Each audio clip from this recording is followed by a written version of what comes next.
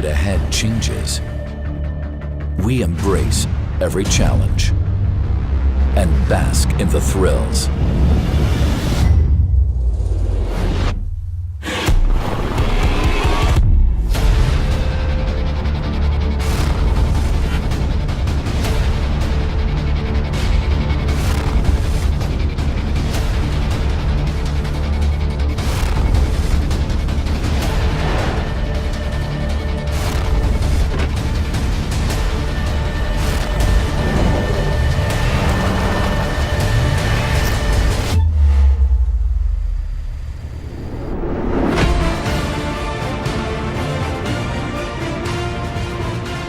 The path has evolved, but freedom drives us forward.